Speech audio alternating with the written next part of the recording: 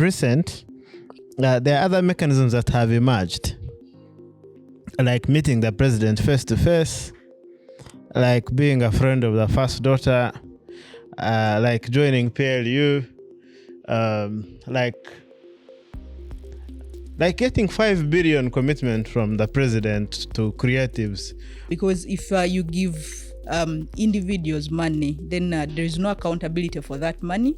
I think we have seen the musicians who were given before, we see them fighting over the money. Apparently a certain group could have taken more than the other. So I think that is not sustainable going forward. Are we going to have every group of dancers, of witchcraft, of whatever, trekking to meet the president, or even his sake, to be able to access funding? I was here sometime and I told you how I wish we would redefine the democracy that we want to practice as a country.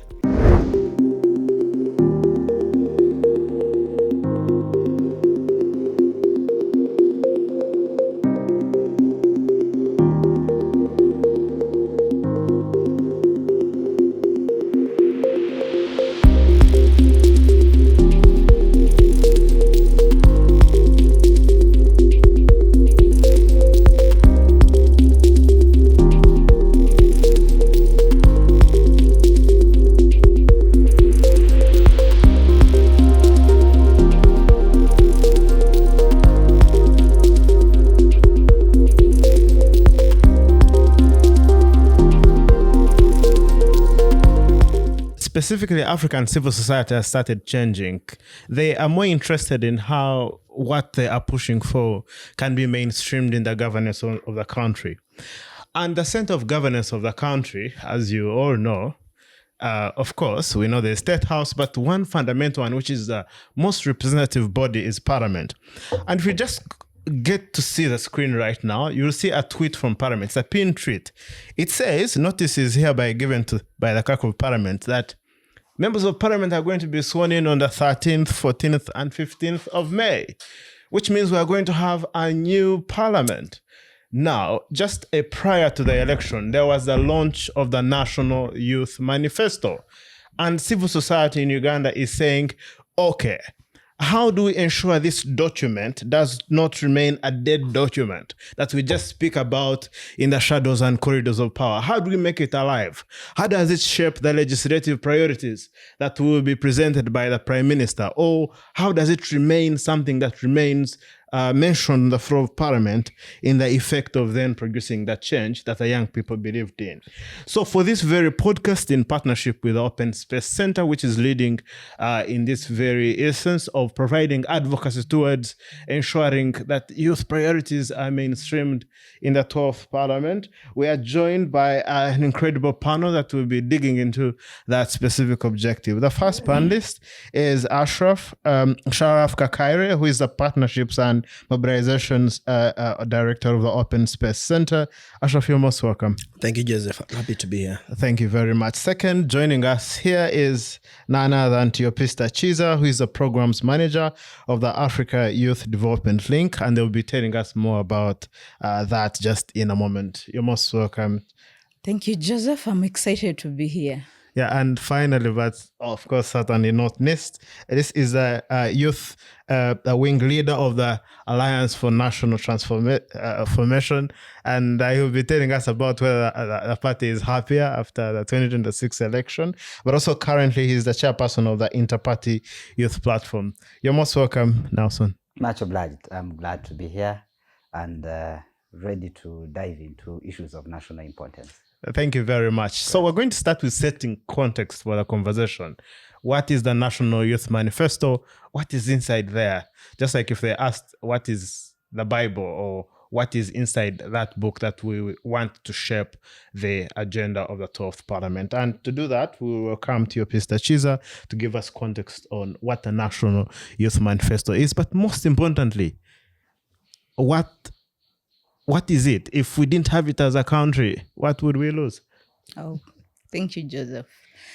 Yes, so to set context, the National Youth Manifesto is a political framework that entails youth priorities to especially political parties and candidates in an election, but also to the government that subsequently takes over political power. So the manifesto comes from the background that youth are the custodians of their issues. They understand their issues better than anyone else. So usually what happens is that political parties and candidates in an election would develop their manifestos, but then we would ask, but who has consulted? Yeah. So to try and change that so that the manifesto comes from the lived realities of young people, we decided as youth civil society organizations that for each and every term of office, we will consult from young people in their diversities, because young people are diverse. We consult them, we conduct national-wide consultations. Of course, we have a lot of youth organizations that are spread throughout the country, so that is a resource that we use to consult youth in their diversities. And then when we identify these issues, we analyze them, synthesize them, and then put them together into that document that is called the Youth Manifesto, which is validated by stakeholders, and then the final document is launched. So historically is that we've had the Youth Manifesto since 2001. Yeah, since 2001. Like for each term of office of government, we've been able to develop a youth manifesto as a document. And then currently, we were able to still develop one for this current year of office. So we have a youth manifesto 2026 to 2031. And it entails a lot of priorities that I'm sure that we are going to discuss about. So these priorities keep on changing based on the context. Okay, they're mostly similar or same things, but now the demands keep on changing based on the context. But then also in terms of priorities, like for example, at a certain point, you would have youth participation in decision-making as the first priority. Then the other time you'd have health. But I think youth employment has retained its position as the number one priority for the young people. It's only that this time round, we wanted to align this manifesto to the government planning framework, that is the National Development Plan. Because we realized that if we are to ensure that the issues within the Youth Manifesto are implemented and actualized, then we need to align our manifesto to the government framework. So we aligned it to the National Development Plan. So it is aligned to the program areas of the National Development Plan. So instead of you finding that we have a priority of youth employment as number one, this time around, it is human capital development. And human capital development entails a lot of issues in there, including education, issues of health, issues of youth employment are all entailed in there. So human capital development is definitely our first priority. And in there, youth employment, I think, is one of the critical issues. And one of the issues that we put a lot of emphasis when it comes to that particular area of youth employment are the opportunities that come with even the sports and the creative arts industry. Yeah. Okay. We talk about the rest of the things regarding youth employment, but we see a lot of opportunities in that sector too. And we are glad that this time round, I think our government has started realizing the importance of that sector, and they have tried, I think from last year's budget, and this budget is that they are subsequently trying to increase the budget towards that, because they have also realized that it is something that can create opportunities for the young people. Yes, just Mr. Yopis, I think you touched on something important on tracking, and we're going to get to that in a moment. But I want you to speak to, okay, so from 2001 to 2026, has there been any measurable progress that the National Youth Manifesto has brought about? Or if in the absence of that, you can speak to the potential of this being used, how has it translated into actual impact? Yeah, so in terms of the impact of the Youth Manifesto is that we usually develop it before elections, and try to sell it to political parties and candidates. Yeah. So pre-election is that we are trying to sell it to leaders and political parties and telling them these are the youth issues. Now, in post-election, we try to do advocacy as youth civil society organizations, but we also influence legislators, especially youth MPs, to adopt the issues in there and put them into their own legislative agenda, especially the youth MPs, and then the National Youth Council, so that they run with those particular issues. So in terms of what has been achieved so far is, for starters, is that the youth space has, youth are scattered. They are everywhere. So the Youth Manifesto process has been able to unite us and bring us together for a common cause of the young people in this country. So that is what I see as one of the achievements that we are able to achieve. Has broken the barriers of colors and political parties. Yes, because it's owned even by political parties across board. Why do you think it is important that there is no disunity on pushing for youth issues? Yeah. So we know, like people always say, this country is young. Yeah, this country is young. So there is need to have a lot of focus by all stakeholders towards the issues of young people, or otherwise the country will not be able to benefit from its young or youthful population. But then we cannot have just one voice speak about youth issues, or we cannot speak from a disorganized kind of like perspective. So we need to come and speak collectively about these issues and push for them to ensure that they are reflected in legislative agendas, that they are reflected in the budgets, that they are reflected in plans and programs of government. So I think speaking as a common voice is what has led to the achievements that I am talking about. Thank you.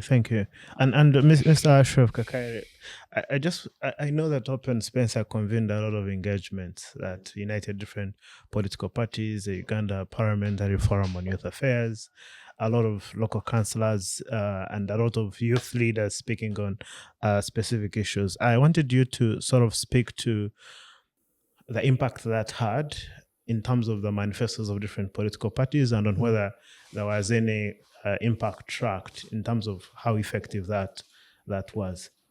Thank you, Joseph. I want to pick up from where my sister Teo left it, and also want to categorically state that the past election manifestos have honestly failed to, they've fallen short of what I would call delivering an tangible and impactful results for young people in this country.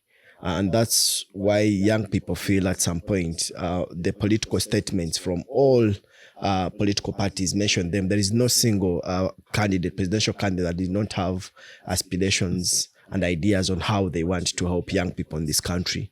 And what I think is because those have fallen short in ensuring that the big movement of young people can enjoy the quality education, the decent work, the affordable health care.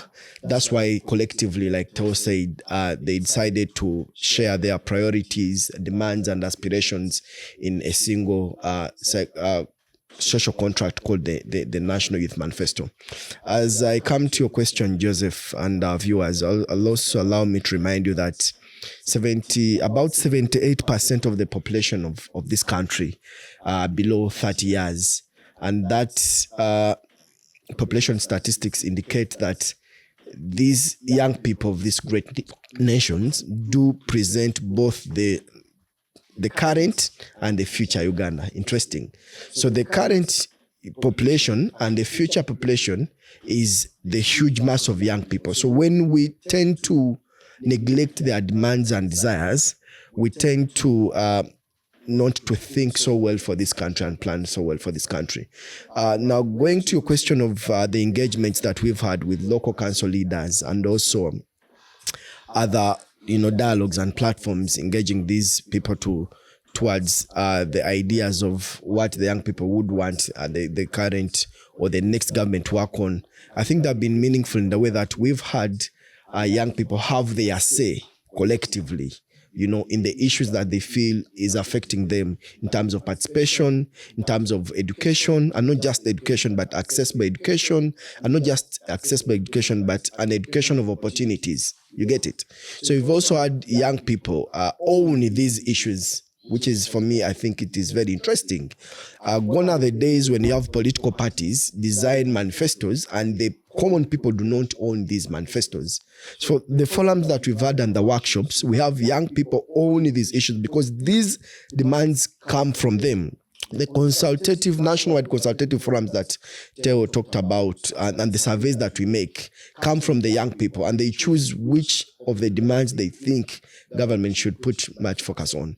So the idea of having collective voices, number one, but also having them being in position to own the issues, but also not just owning them, asking for accountability from their leaders. I think these are some of the gains that we can sit back and say we've been in position to appreciate. And I think that's important, Mr. Gakairi, that they speak as a common voice. And you've been on record on speaking about how, regardless of the political party that young people are in, they are Ugandans, and it's important that they speak with one collective voice on these specific matters. And it's at this point that I wanted to bring in Nelson. Nelson, you lead the Interparty Youth Forum, and what this also means is the impact Teo and Ashraf are speaking about is what they foresee. You working with NUP, you working with NRM, and you're pushing for one voice in this specific regard. So question number one, do you see the ANT manifesto respond to this process,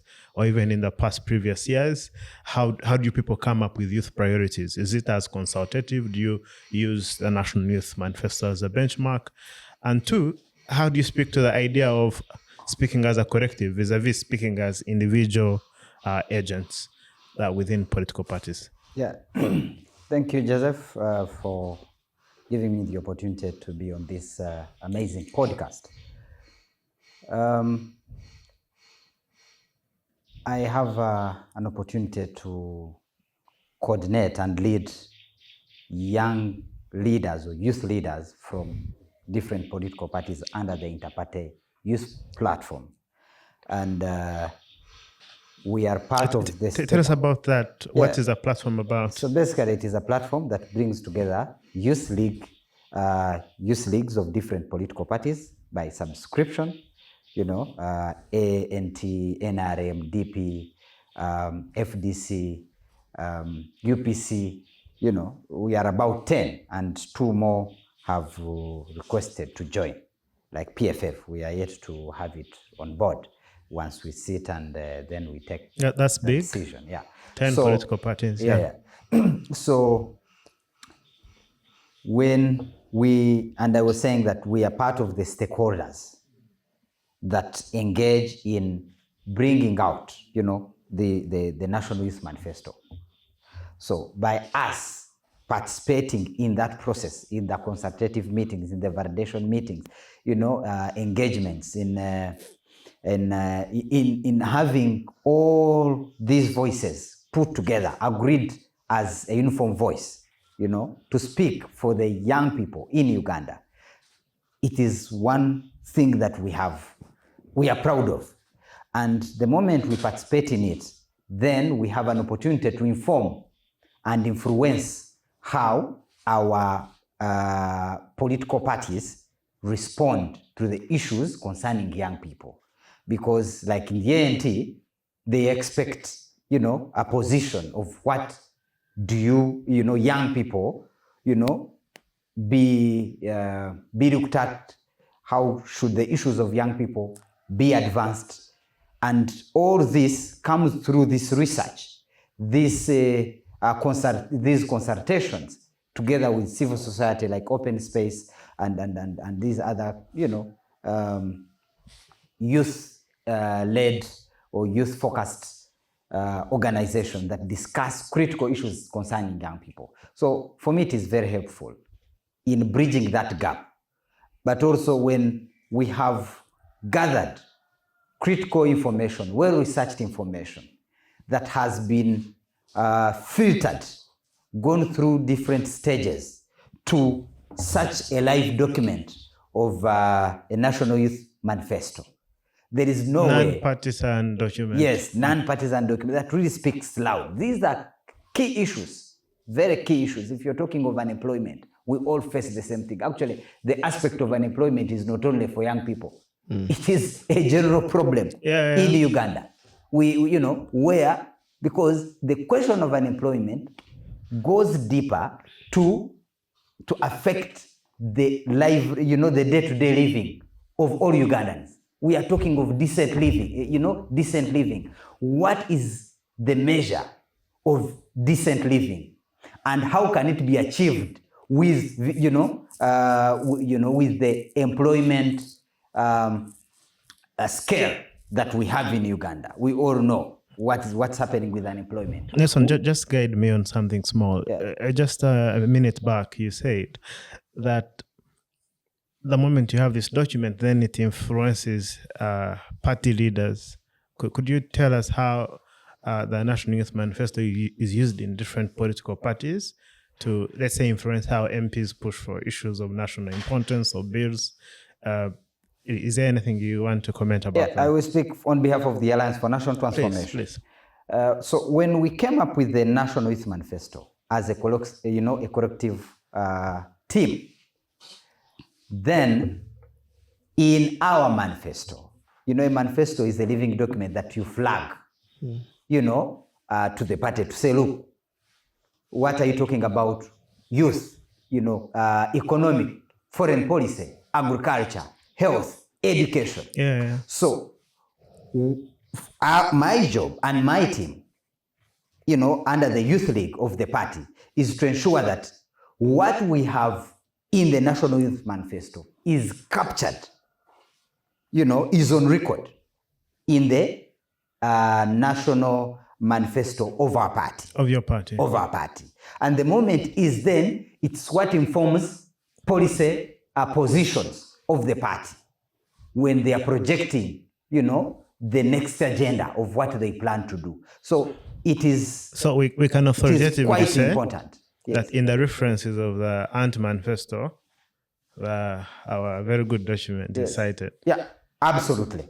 And you had, when we had the presidential debate on how, our presidential candidate, the General Gregory Mugisha Muntu, spoke loudly about issues of young people, especially on unemployment, on how we need to widen the base, to tap into the untapped potential of tourism, to create the wide base. If it is about, agriculture, how do we create a wide base to cater for employment? If it is about education, how do we create, quality education for everybody, affordable education for everybody that is really, really, top notch, that I would not, so that speaks on how all this information together, are integrated in the manifesto of the party, but also, form policy positions of our leaders and a party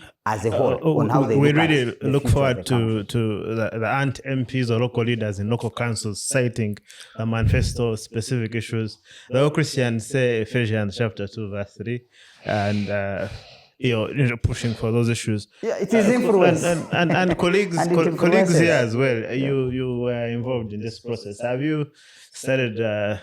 And I'm not trying to say other manifestos don't matter, but I know that the manifesto of NRM have done quite a lot. Did the manifesto of the Youth Manifesto feature anywhere, or can we do a side-by-side analysis on whether the issues were not taken out of the budget process which is coming? I don't know. Anyone wants to weigh in on that? Yes, I think speaking to your question, I would happily say that immediately after the launch of the manifesto, it was received officially by His Excellency, the President of the country, then Mr. Museveni, because he had not gone for campaigns yet. I received the manifesto on I think on the International Youth Day, and by receiving, it showed commitment of the NRM party to ensure that some of the issues that were cited in this social contract between us, the civil society and young people and government should appear in their bigger plan.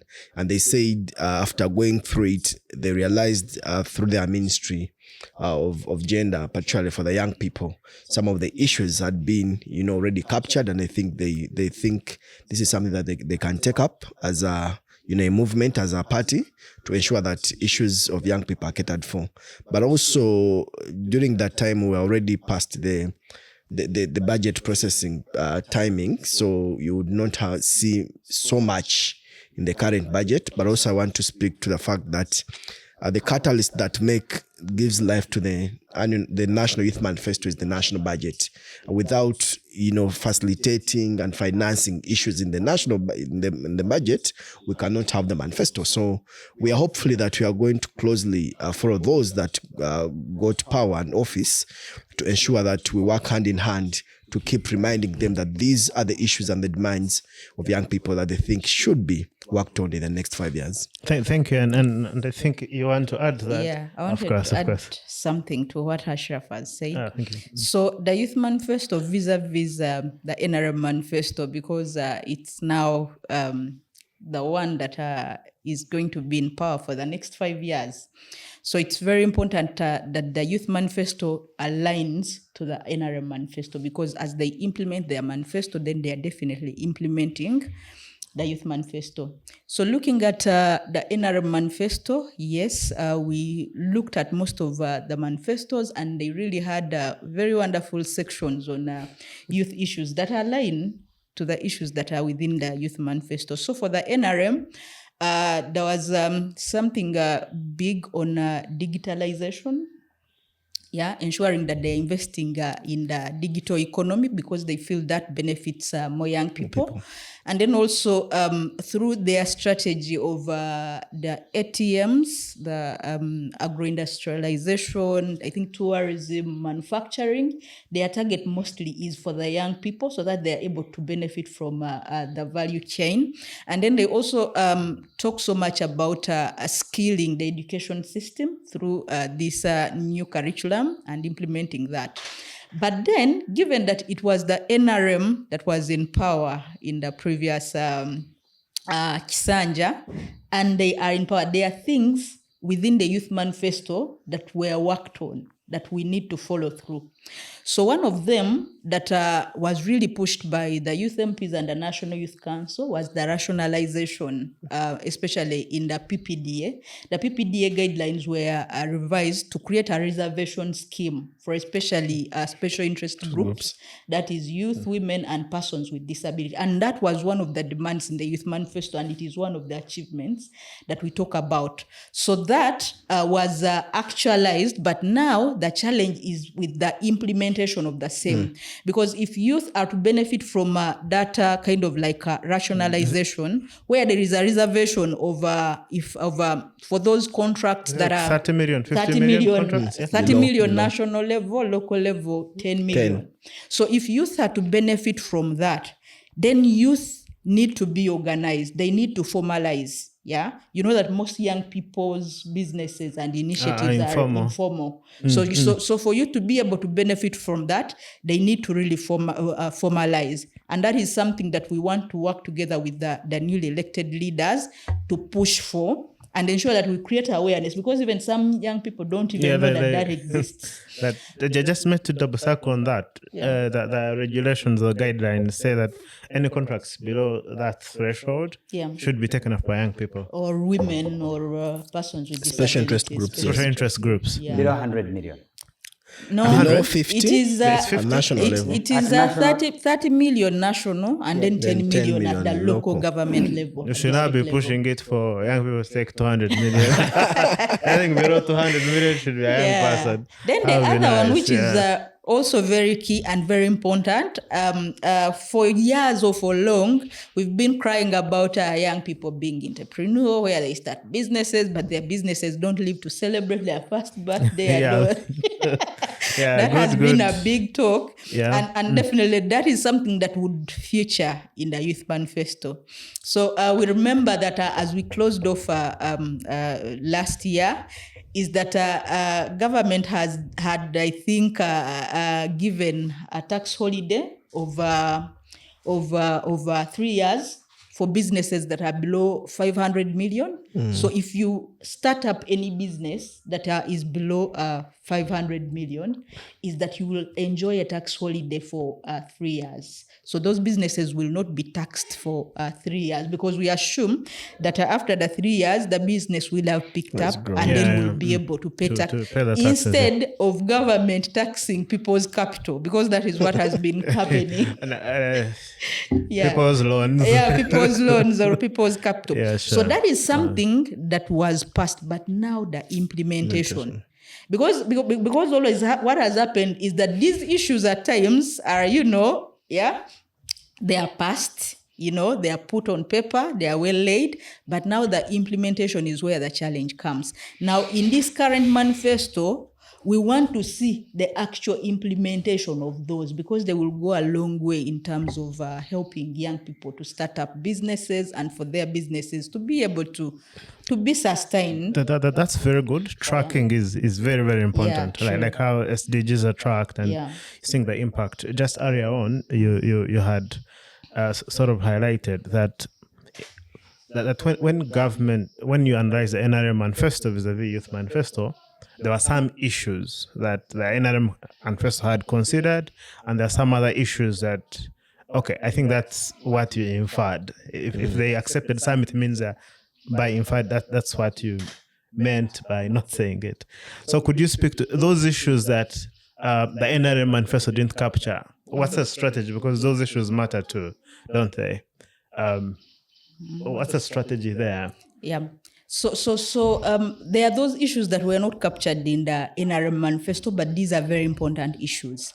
So our strategy going forward is that for starters, given that we have new leaders on board through the National Youth Council, we have new youth members of parliament, is that we are going to go onto a stage of developing a youth legislative agenda. And the youth legislative agenda is developed from the issues that are entailed within the National Youth Manifesto. So for whichever issues that the NRM will have not considered within the manifesto, but we feel are important, so we can have them included through that framework of the youth MPs and the National Youth Council structure. So that is how we were even able to achieve some of the achievements that I have talked about. So we look out for priorities, like what are the priority issues? Because going forward, having engaged with government, they will tell you, the budget funding, we don't have enough money, we don't have a lot of resources. But then we identify what are those key priorities that when we push for, sure. Yes, and achieve them, at least we will count that we've achieved something. Like in the previous manifesto, like I said, those two were really critical big issues. Big issues. So we want to thank the outgoing NYC and the youth MPs for trying to push for that. So for the ones that have not, so we can use the legislative agenda to be able to achieve that, but also as a youth focused or youth-led civil society organizations, is that we are going to develop an advocacy strategy, Like, what are those issues that are critical? Maybe they don't appear in the NRM manifesto, but then we need to push for them. So that is the next step that we are working on as youth organizations. But then also annually, there is what is called the State of the Youth Report. So the State of the Youth Report is an annual report that assesses government's performance vis-a-vis the Youth Manifesto to see what issues have been worked on, where are the gaps and all that. So through that framework, because now our biggest weakness has been follow through. We've not been so intentional on following through these issues that we talk about. But this time around, we want to be intentional and ensure that we are able to follow through and follow up on these issues. And then the other thing is that we want to create a forum where we continuously engage with the National Planning Authority and other frameworks, because we know that for the issues to be actualized, then they must reflect in the national budget or local government budgets. They must reflect in government plans and programs. So how do we actualize and most that? importantly, in the budget structures. Yeah. Government sometimes they budget, but the money being released. Yeah, You that- celebrate the budget win, and yeah. I agree with it. I think that's important. Just before we start with the next segment of the podcast, where we look at what the legislative agenda should look like.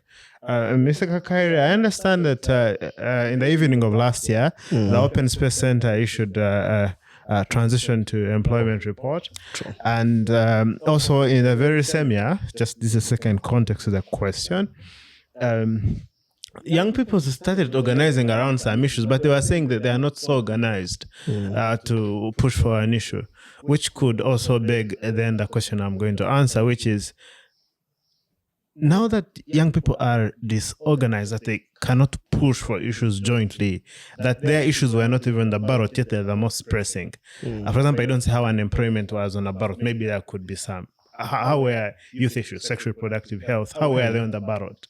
How do they influence an electoral outcome, let's say in one constituency, or even at a national level, or how they push collectively? Because right now they look like they are pushing around political parties, but they are no issue-based pushes.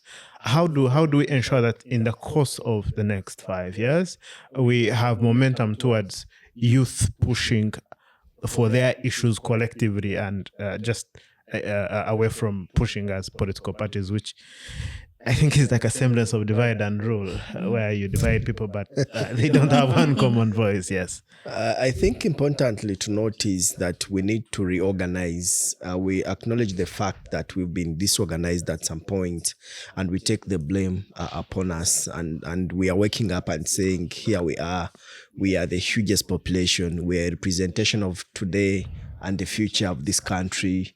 There is no other country that we are going to be at. So it's upon us to reorganize as a movement. After reorganizing, but also educating ourselves and also orienting our leaders on what are the most pressing issues for the young people currently, and understanding the dynamics in how governments function. You talked about pushing and not being budgeted for.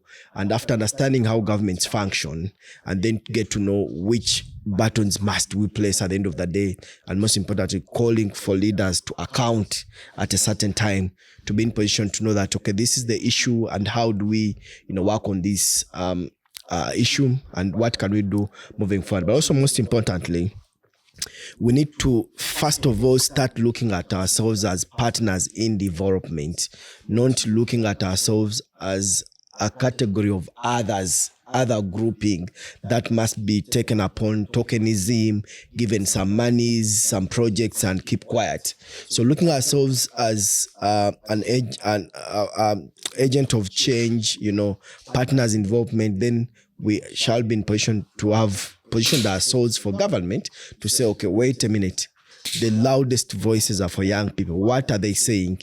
This might not have come in the current budget. How do we then fix to have it worked, upon it? But also looking at also development partners, how can they come in and support? We all know that government may not be in position to finance each and every, thing. Then how do we deal with development partners? How do they also appreciate us as, our partners in development? And how can we push and keep pushing until when our, issues are worked upon, and then we see that we enjoy the Uganda as we are supposed to be enjoying it. Yeah, thank you. In terms of organizing, I don't know whether Tia or Nelson have anything to add, but Ashraf, I agree with you. We need to agree that there's a bit of a problem. Anyone who wants to add to that before we go to the break? Yeah, maybe on the organizing, because the question is, did we vote, according to our issues as young people? We all know that if the young people united together, they would vote, their own, and which is their own? The one they would agree on. the It candidates. is the biggest problem. So the issue of, as the country, I would say that we haven't reached a level where we go on the ballot on issue-based or run campaigns on issue-based. Our campaigns have been muchly influenced by emotions, not necessarily by real issues, policies, positions of different political parties or candidates. So we need to see ourselves really, adopting new modes and new methods of engagement as a country. We really get to be aligned or aligning ourselves with issues, with ideologies, with policies. What do what does ANT stand for on, let's say, foreign policy? Is it something that, for example, influences decision making? What does ANT stand for on issues of human capital development, that is education, that is health? What exactly? So other than being aligning ourselves with who has more vibe, who appeals most to the energies of young people, to the energies, of the oppressed, just to say. So, and that, what causes that is because of so much repression, so much frustration, that we shift attention from issues to who responds to our energies, to our emotions, which is really not a good, position to be at. Thank you for that context. Do you want to weigh in on that? Yeah, I wanted to weigh in on that. I think we need to interest ourselves on the number of young people who really voted. Yeah. I know that this country, the biggest voters, in terms of eligibility, if we looked at the voters register, I think 60% of the voters are young people. Yeah. But you know what? Young people get disenfranchised, especially the first-time voters. As an organization, I remember towards election, we did some campaign to increase youth participation in elections. But then our focus was, how do we get these young people onto the National Voters Register as the first thing? So that if you register through NIRA for a national ID, then definitely at that time they are cutting off the National Youth Register. Whoever is 18 years and above, they would definitely appear on the voters register. So there were issues with the registration process. While you will have a lot of young people on the voters register, most of them did not know where they were to vote from. Yeah. Yes, and those who had changed, they wanted to vote from other areas, that was not effected. So many young people did not vote. The ones we've interacted with, they did not vote because they did not know where their polling station was. And some had applied because they had relocated, maybe because of employment or what, but that was not effected by the time we did vote. But then what Agaba talks about is very clear. But look at the context of Uganda. We are looking at the context where you've had only one president for 40 years. These young people have been born, raised in the same, in the same regime. They've not seen a change of presidency. So what's on the agenda of young people? What do you exactly talk about? When we were for the presidential debate, I remember for most of the opposition candidates, they would ask them about issues, but most of them were I think the biggest problem for this country is changing the president. That is what everyone was pushing for. So for the young people, they were looking, who is likely to challenge President Museveni? Whether they are issue-based or not, they will just go with that because of the fatigue that they have. Yeah, that is what I wanted to add. Thank you. And in terms of agenda, I agree that there can be disagreements on what the agenda is. Some are saying, just hold on a minute, that let's change the president, let's focus on issues. So we need organizing, and I'm going to just speak here in the next segment. In the first segment, we've just looked at what the manifesto is, the wins we've had in the past, how it influenced the electoral process, or how we would have hoped it influences the electoral process. In the second segment, we come again now to ask, that 12th Parliament is coming? Who are our allies? What are the issues? Who are the known unknowns? Who are the unknown knowns? How can we expand our power into power centers that are even outside Parliament but influence it in order to ensure that the issues in that manifesto find a chance at coming to life? You are listening to the Policy Digest, a Center for Policy Analysis podcast that explores how African societies are governed and how people and their leaders are shaping the future of their communities. In the first segment, we said that we need a legislative agenda. So just a one-word response, right? What is that one priority you think should be pushed for? Just let's start here. One word. One word? Wow. I think for one word, it's still employment. Employment. Okay. Yes, Mr. Ashraf. For me, I think my one word would be about education. And when I talk of education, I speak to it broadly. Much as sometimes when we talk of education, we tend to look at the formal and the formality and the formal bit of it. But I mean education, both informal and formal. And my most interest would be in the so-called informal, but rather when it is the real formal education. Thank you. Yes, one word to describe what would be that major thing we push for. Yeah, I would really advocate for a push on digitization, ICT infrastructure, and skilling. For me, it would be very important. Is that not mine in another language? What? That seems like mine. Skilling and education. And which is the other, it's the second question I'm going to ask. That is, digitalization. Civil society, we have a lot of English. Because with the digitalization, we need to push really on the issues of how do we leverage on digitalization, on the ICT and digitalization aspect. Okay, no worries. Yeah. So those being the issues, people have accused WIPO in civil society and in the opposition that our methods are not working. And of recent, there are other mechanisms that have emerged, like meeting the president face to face, like being a friend of the first daughter, like joining PLU, like getting 5 billion commitment from the president to creatives from one engagement. Do you think that we're not the right people to speak to these matters? That if we want change, it's likely to happen within but not without.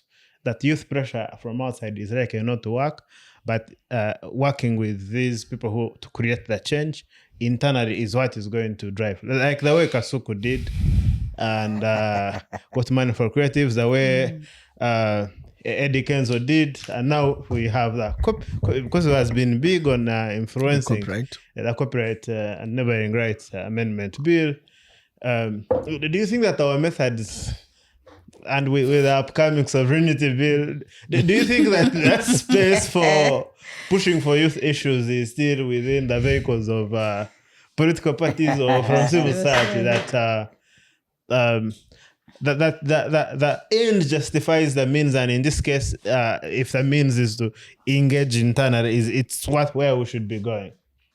Where do I start? Who looks a bit more charged to respond? You can start here, Ms. Theopest, please. Yeah. So I think for the strategy of engagement, I think that thing of meeting the president and the president being the person who does everything is not sustainable. And it won't cause us any kind of development, because if you give individuals money, then there is no accountability for that money.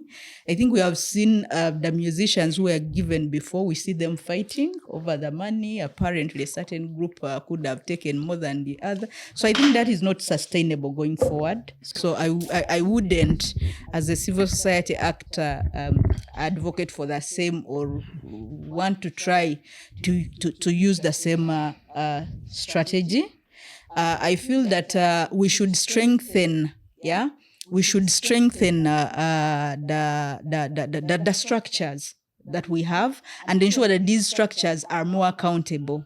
So if resources come through those structures and then we are able to hold those structures accountable, I think that will be more sustainable than trying to give monies to individuals, but also allowing systems to work. worst case scenario that people misuse the money. Let's say if it was 1 billion, is the entire 1 billion eaten? If let's say of the 1 billion, say 700 million is eaten, let's say worst case scenario, 300 billion is better than nothing. Because even if they were to use another mechanism, would we rule out corruption even in that different mechanism?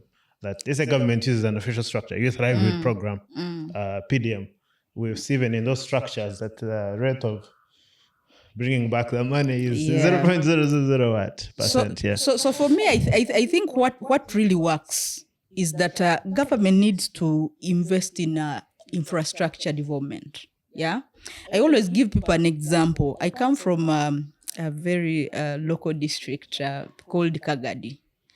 So in Kagadi, for long we did not have any tarmac road at a certain point, and you know the district was very, very poor. Yeah.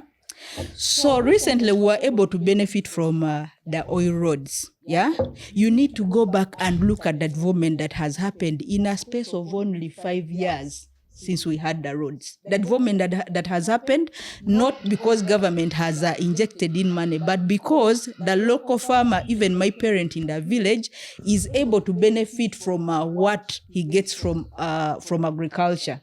That you will have vehicles move from as far as Rwanda to go buy from Kagadi. Yeah, so everyone is engaged because they know they have access to the market. So I think going forward, what government should do, instead of giving this individual that amount of money, so that the next day when they go to the hospital, they will spend billions of money, invest in infrastructure, invest in the services, so that people are facilitated, to do business, to engage, other than just I don't support giving I totally agree with you, but that would be to argue that politicians don't have an interest of any nature, that they don't have any interest, that they are going to construct a hospital just because they want people to not die. I think they would construct a hospital because they want votes in the next election.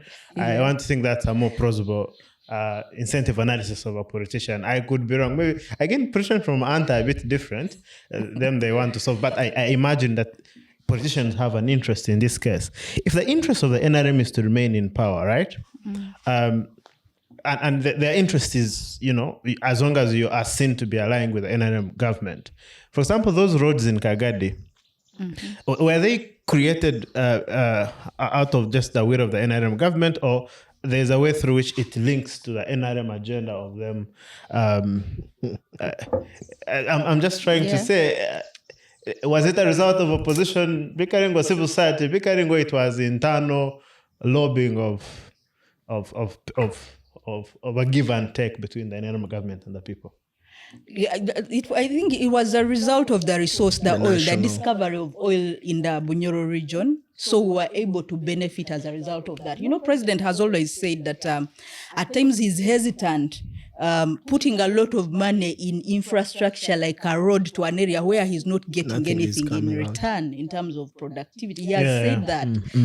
So going forward now, because Bunyoro had gotten this lucrative resource, the oil, so definitely it was easy for him to put up roads to facilitate the infrastructure to enable the oil and gas sector. So I think it was a result of that.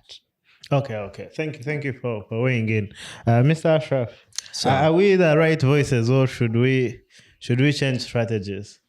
Because we have spoken for a long time, but to looks our voices are no longer loud enough. I have a mixed feeling, a yes and no. Okay. Firstly, for a yes, we can't keep doing the same thing over and over again. A one late Tamale Mirundi used to say it will be a fool that use this route and, fire burns you and use the same route, but doing the same thing and expecting different results. I'm not against, with due respect to Topista's submissions, I'm not in any way against people meeting those in power. I believe in dialogue.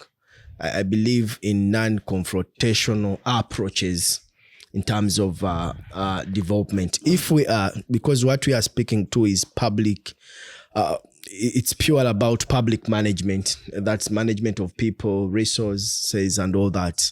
And I think public management has not played so well with radicalism. The two never meet. So public management needs people to dialogue, needs people to understand each other, and also appreciate each other from their point of view. So if government seems not to be understanding the too many asks and demands that we are making as young people, probably one could debate that it's so because we are not in power. How about we try to engage those that are in power to try to find where the problem is? Can we get a meeting point? Do we strike a deal? Do we understand each other? And do they also tend to understand why we are so much pushing for this? Maybe in a growing economy like Uganda, would choose to inject money in more pressing issues when they put on the coats and shoes of young people after understanding what's behind. So that's for the yes. But then for the no, it doesn't necessarily mean that we should agree with the president or those in power to receive social justice. I think for as long as we have the bare minimum and the basics, that this should be happening. We need an enabling environment for young people's business to thrive at the end of the day. We need an enabling environment for a Joseph Tainduka to do his private work and thrive at the end of the day, not because he's a friend to the first family or, I believe in social justice. I believe whoever is watching us can become whatsoever they want to be, irrespective of their, background, irrespective of their religion, whether they are educated or not. We need an enabling environment for all of us to be in position to thrive at the end of the day. So that's for the no bit of it. Like I said, I have a mixed, feeling. I think we also need to dialogue at some point. I don't believe in confrontational, and I keep mentioning that public management is not so much about radicalism. Mr. Kakari, you're part of civil society. As I understand, you also have a very good understanding of the political economy and how government works. You know that the NRM government, I think for the last 10 years, has pushed for what they call the foreign agent narrative. Again, there's a draft which is moving along. We wait for its stamped copy. Maybe they're getting public feedback of it. This is their legislative way of getting public feedback without saying they are. There seems to be an idea that whoever is pushing for these issues is against government. I think the narrative has built up so much that it is now going to be enshrined in legislation. Even the population get that impression. So there seems to be fatigue around the means that are being used. Same thing with opposition whenever issues are pushed for. So we seem to have very little allies on youth issues. They are easily brushed away as Ford Foundation is funding. These are Americans trying to interfere in your local affairs. So what do we do? Because it seems as though this path is always going to be met with the full force of the Uganda People's Defense Forces, the full force of the NRM caucus, the full force of it looks like we won't go anywhere. How do we get a bit more allies from the NRM government? Because with policy, allies matter, that. Interesting. I had an opportunity to read through a draft of the bill, and I saw in the language, I was in some of the corridors sometime when the minister Mohozi was presenting the paper and the bill, and I could read and hear Mr. Museveni voices in very many statements. They're very loud. And I tapped to some of my colleagues and told them, that is a Museveni bill. That is a Museveni bill. Jokes aside, I think it is very important. The challenge is we inherited a traditional civil society approach and working mechanisms where civil society is looked at as anti-government. That's the challenge that we have. But I think in the objectives of a civil society would have been to bridge the gaps where government has not performed so well, and also help the government to say, look here, we need to do some checks and balances. On the ground, this is what is happening. Because when we are implementing our different, interventions, we are so much attached on the ground. And there seems to be some detachment between government and the public. So for me, I think if that was the objective of civil society, we would not have so much trouble in the upcoming bill. I've read it. But if that's a big if, that wouldn't have so much trouble, because would be contributors to what government efforts are, ideally. Now, here comes us that so much depend on foreign aid by design. It is not by mistake. I was here sometime and I told you how I wish we would redefine the democracy that we want to practice as a country. So when donors give us grants, they tend to define for us how to do projects and which interventions exactly to implement.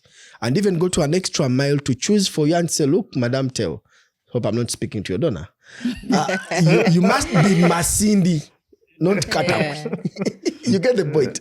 And now you must work on other people's interests. So why I think they are looking at all our interventions as anti-government or as agendas of a certain grouping is we as a community also fail to own these issues.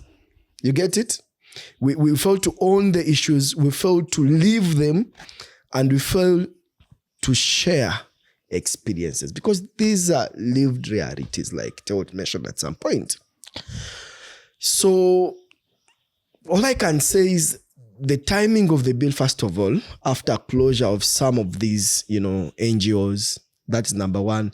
The timing of the bill during the end of a certain government and opening of another government, number two.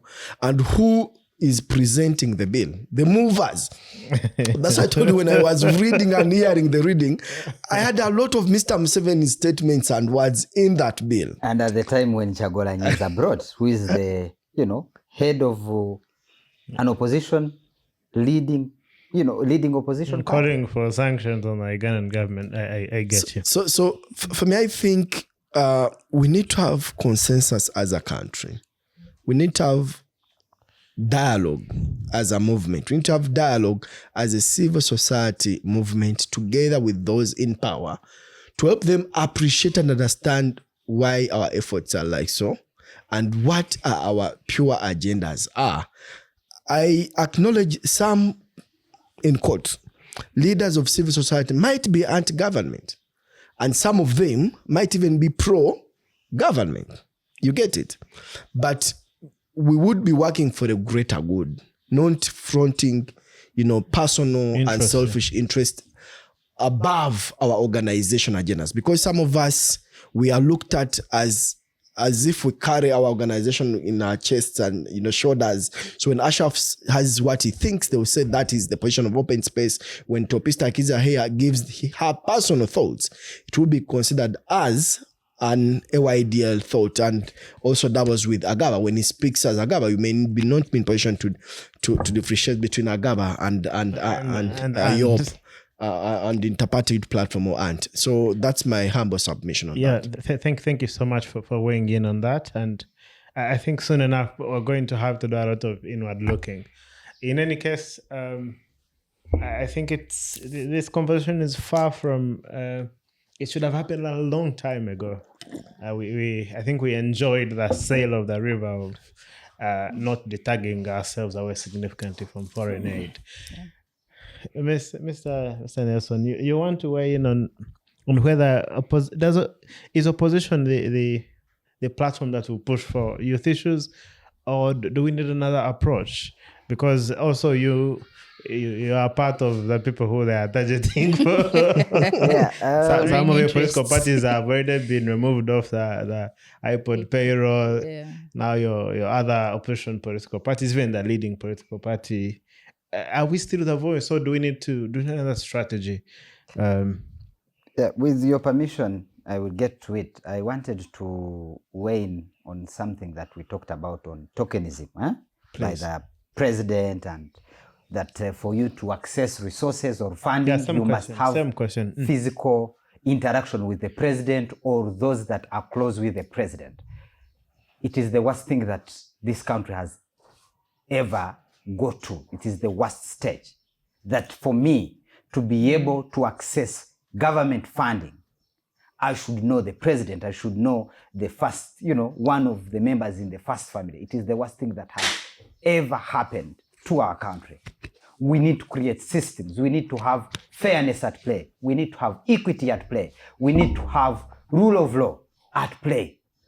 So where we have functioning system that, regardless, as Kakere said, of where I come from, who I am, what I do, provided I qualify for an opportunity, I get it.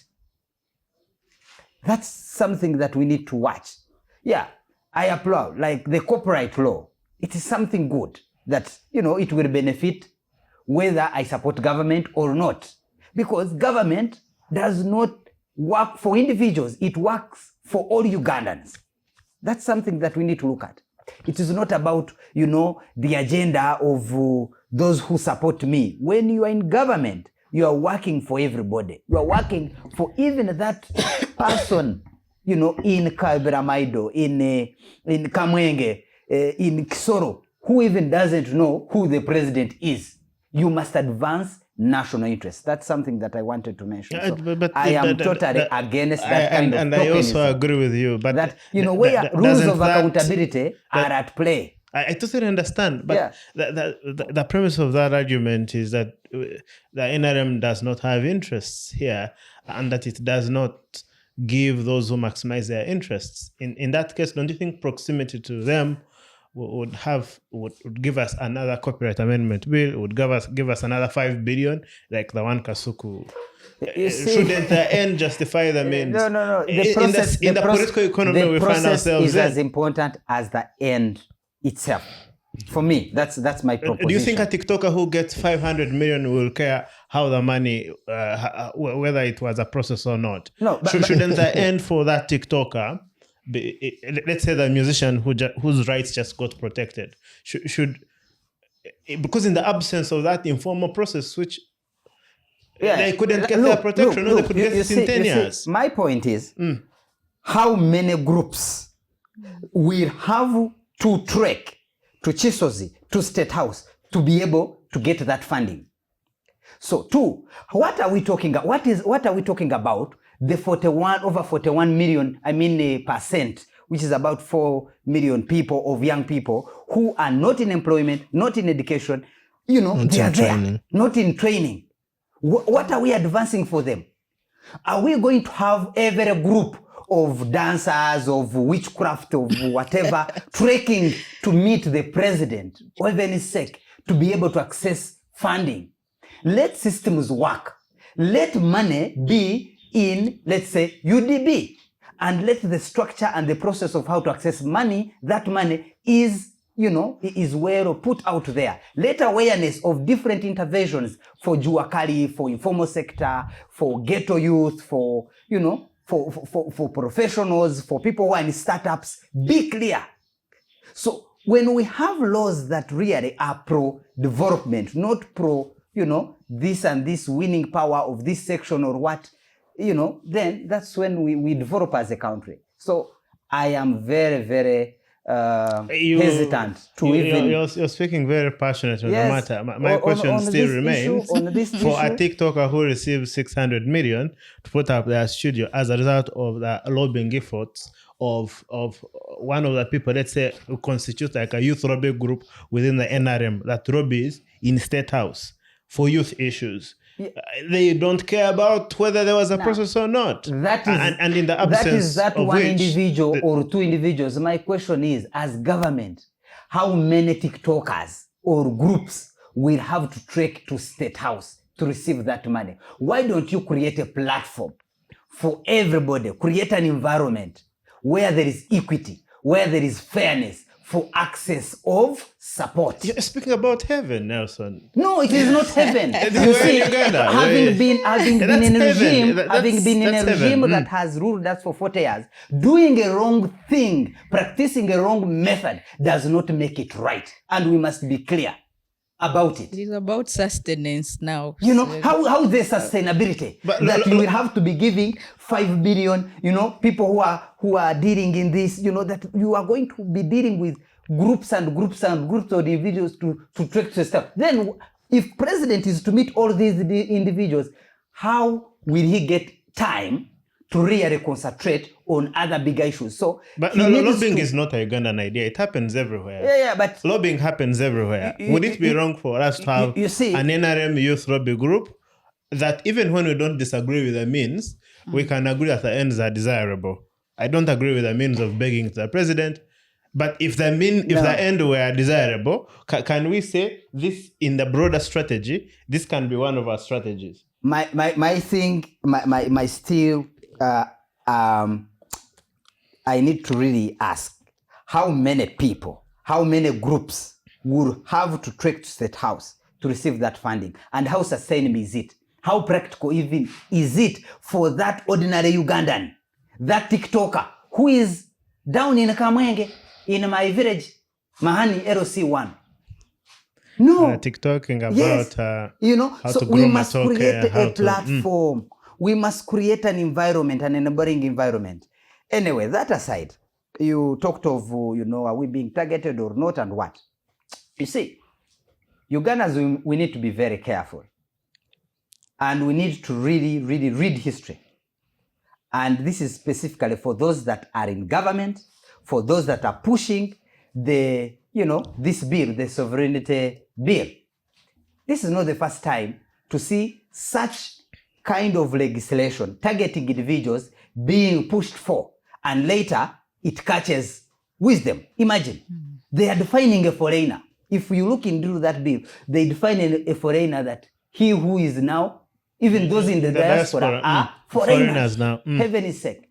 We had, if you remember, in the 1960s, we had the Vinjera bill. It was where they had to try individuals without, detention without trial. It was pushed by government and then Ibinjira.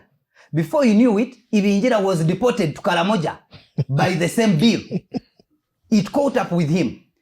I am a lawyer. Laws need not to be ad hominem, meaning laws or legislation need to be passed to target individuals. It will later catch up with you. Today you are in government, tomorrow you're not in government. Tomorrow you will be in diaspora. You will be in opposition. So make laws that are good for everybody. So when you're talking of, we shouldn't forget about Amama Mbabazi, who pushed for the Public Management Order Act. Ibinjira issue was some time ago. Amama Mbabazi, he caught up with him on Ginger Bridge when he was being told, we are holding, don't proceed. And they are flagging the Public Management Order Act. So I pray for those that are pushing for the sovereignty bill and those clauses that you need to be very careful. Is there some good in the bill? Before you know it, you need to look at the intention. You see, legislation is about the intention. We had the recently overturned the Computer Misuse Act. The issue is not how much is there. The issue is the intention of those that pass it. If you pass a legislation, then have it well framed, have it more, analyzed. Then have proper issues. Now, if you bring good, if you really have, you need to be very careful. If you have a bill that has too good, 2% out of 10. Good, and you are having 8 out of 10. Then it is a bad worst. It is a bad legislation. Why don't you have this the 2% really enforced elsewhere? We have different rules. We have different laws that would actually cater for the good that is in there. That's unfair to the bill. I have read that bill. And that bill is really very unfair by even looking at who is a foreigner, who is against Uganda. Me standing here and I'm, what does it mean to advance foreign interests? And at such a time when we are having a really hard grip on the opposition, a hard grip we are seeing, like the ruling, the party leader of the opposition party is out of the country, forced, not on will, is forced to be out of the country. We are seeing so much. So we need to speak as opposition. It shouldn't be because it is, it shouldn't be, I shouldn't speak when it is an issue about NT. NUP is a party legitimately registered in Uganda to operate, But the most important is that those pushing the bill, tomorrow you will be out of government and you'll be the one in diaspora. And you'll be gazetted by and you will be gazetted as a foreigner, yes. And we will come for you when we are using the same law. Is that not being fair when you come for them and they came for you? I think that's being That fair. means the bill is working. I wanted you to, actually, Mr. Ashraf and Theo as well to weigh in the sovereignty bill, after which we go to the question on the youth MPs. There are only 5 in a parliament of 535 plus people. That's a drop in an ocean. And people say as well, whenever they go to parliament, they start mobilizing for their next election, and youth issues become, well, I think they perform their role of tokenism, which is to look like we were being represented. So we shall look at whether these youth issues, we need to give them to youth MPs, or whether we need a broader strategy. But I want you to weigh in on, Ashraf, you seem like you wanted to have a rejoinder on the matter. And then move to the next question. I appreciate Agaba's effort into showing us on how the bill is bad and does not work for us as a country. But also I want to interest some of us, the viewers, and also the panel, to try to go through the bill. I cannot come here at the Policy Digest and I start saying that the bill is entirely bad. Much as there are some things that we do not agree with as individuals, personally, not as the organization that I represent. I think what is key is every country needs legislation whatsoever at all levels. I wouldn't want to what happened to a certain country that was when Mr. Trump came and said, now we are throwing off this president, and tomorrow we want American companies to go in this country and now start looking for market for their oils and all that. That is not good news to any democracy, and it's not good news to us that are practicing governance. So without too much legislation, some countries tend to lose because some people's interests and also outlook as superpowers, they tend not to know where they should stop. So with that angle, I think we must legislate sometimes.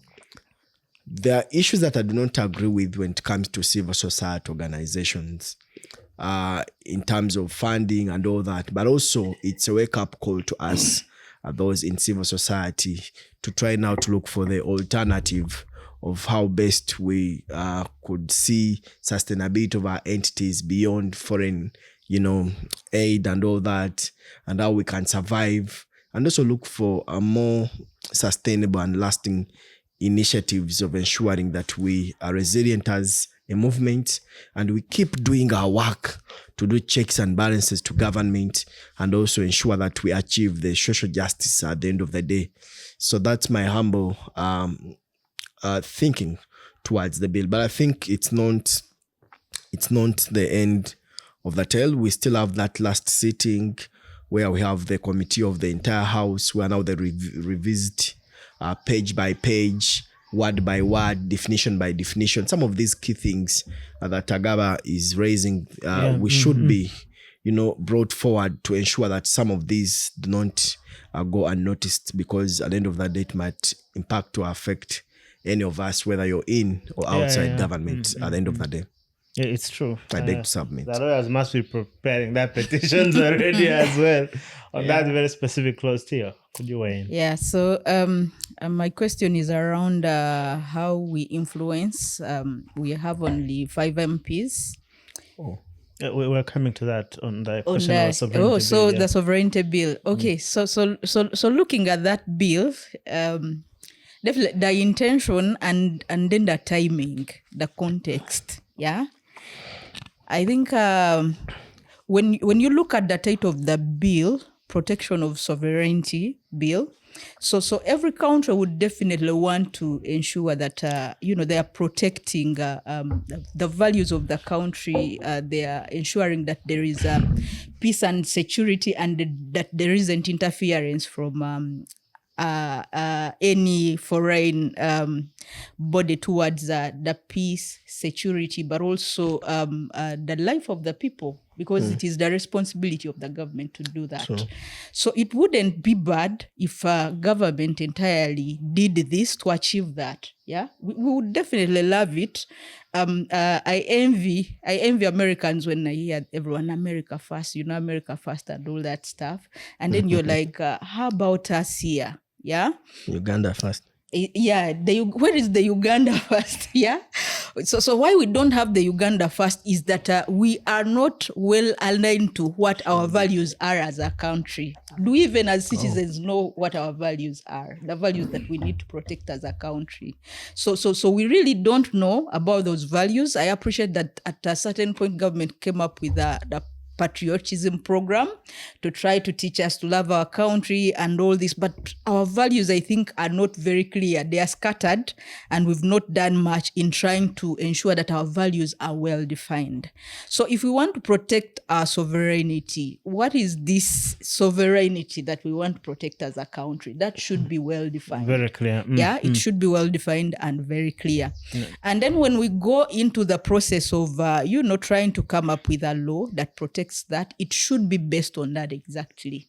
But when you look at it, I have also tried to look at it, the intention behind this, when you read it critically, yeah, that is it, but it is targeting certain groups, it's targeting civil society, it is targeting sovereignty of one political party. Opposition. And you know what has happened with the laws in this country? That at a certain point you have very good laws, but now when they are using or implementing is where they do it selectively. That this law will bite a certain group of people and then it will not bite the other group. So that is why we are worried. Yeah, because we've seen what has happened previously. So looking at this, we are like, no, I think there are some bits of it that is really unfair. If you look at the fines and 2 billion, billion, 20 years in prison. Actually, if I go for information, if I go to Kenya today, and I'm in Kenya, I Governor Nelson, I am a foreigner, and if I do, I engage in any activity or any engagement in Kenya, while in Kenya, which could compromise. That. So I cannot be in Kenya and I organize. Let's say I organize where I'm in Kenya on how I can engage with my political party to take power here. Yes, any person. You would become a state citizen. Yes. Even Kenya wouldn't accept you in that on the case, sovereignty of the people. Says a person shall not engage in any activity that promotes the interests of a foreigner against interests of government. It means if I am in Kenya, me, Governor Nelson, I cannot cooperate with anybody in Uganda to advance democracy here or my interest, because my interests, I am a foreigner. So because the definition of a foreigner includes, among others, if you look at it, a foreigner is a person or institution or body, a person, a Ugandan citizen residing out of Uganda. We're going to get very many embassies. So if outside Uganda, organization so if I am an individual, I am in Kenya, I am in Tanzania, I am in South Sudan, I am in Germany or where. It means you who is in Uganda and you engage, in any activity that promotes interest of me, who is a Gaba, who is in Kenya. Yeah. I am a Ugandan, citizen, eligible perhaps to push for regime change, to push for good policies. And for you are coordinating with me where I am in exile, where I am outside Uganda. You are liable. Yeah, it seems as though if this bill were to be passed, that is like the issue. in the year 1980, this regime, all of them. and then the NRM government, The NRM government, if would it be is foreigners, to, yes. would be foreigners. So we need to be very careful when we are pushing. As much as they are this, we need the sovereignty, we need, the protection, but we have other laws that can take care of, of the good that is in this bill. For me, I look at the intention, and again reiterate and state that laws should not be legislated targeting an individual. Yeah. They will, at the end of the day, catch up with them. Look at the Ibinjira bill, the deportation, control of incitement bill that later caught up with him. He was deported to Karamoja later in the 1960s. The recent Amama Mbabazi's bill, the Public Management Order Act, that was pushed by Amama Mbabazi. Thank you, Nelson. It caught up with him. Thank you so when much. Running for president. The same thing, it will catch up with those that are back pushing to the National Youth Manifesto. That will be fair to them. But when many of us will be back to rotting the in National Uganda. Youth Manifesto, one question that has two parts as we close. Please. The first question is, the entire youth MP infrastructure, 5 out of 535, that's a very tiny percentage. Their voice will not be as loud to push for the youth issues. How do we get a bit broader? How do we even make those offices functional? Sometimes size is not that significant. So how do we ensure that they have like a very strong influential voice? But also secondly, if you could speak to how do we, ensure we track better these issues in the National Youth Manifesto, the way SDGs are tracked, and as a result, you're able to know how we're performing, how we're able to ensure that sort of tracking enables us to, see how much progress we are making every quarter. For example, between Jan and now, how did government respond to the youth issues in the next quarter, which has just started? How do we have a better tracking systems? I will start with you. Okay, so for the National Youth Manifesto, given that we only have 5 youth representatives, it does not just stop at that.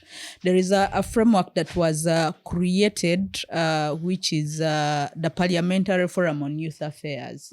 And so the forum is supposed to strengthen the function of youth members of parliament, but also to bring on board other youthful members of parliament who are not necessarily representing youth as a special interest group. Yeah, so apart from the 5 youth MPs, the Parliamentary Forum on Youth Affairs brings on board other youthful members of parliament. Like in the term that is ending, is that they had a membership of around 70 MPs, members of parliament, that subscribed to that framework.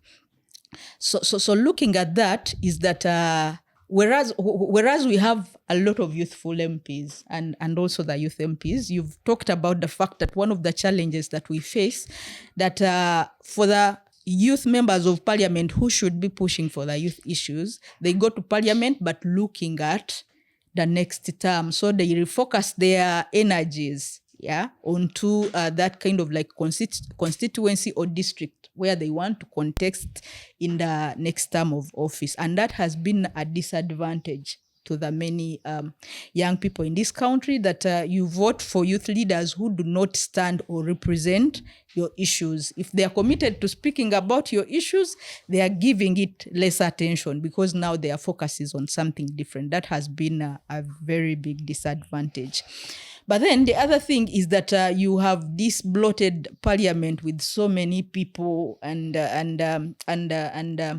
for the youth issues to be pushed by the people that are supposed to, you really need to have on board good leaders that can really influence or even lobby, like we've been talking about. So at times within the youth MPs, you have only a few that can really stand, push through, influence, and lobby on behalf of the young people. So issues of capacity also come in handy.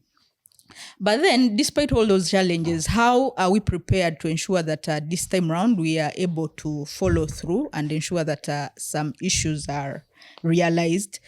One of the other challenges that I hadn't talked about is the funding constraints that are now faced by most of the civil society organizations, given that most of the development partners and donors are no longer, putting in a lot of resources, is that organizations are resource constrained. So going forward, what we should do is be intentional. How we worked previously is if it's not about having everyone on board. How should we work towards forming some kind of organization or committees that try to engage, influence, and push at the different levels of government? Like, for example, not most of us can be in parliament and push through parliament, but how do we strategically position ourselves to have a few people that are in constant touch with the youth MPs to ensure that the youth issues are on the agenda of parliament? And then the other thing that we can look at is, we usually speak to each other as civil society organizations.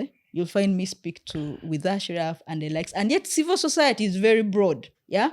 And the many young people that would help to create a mass that would influence are out there at the grassroots. They're in the private sector.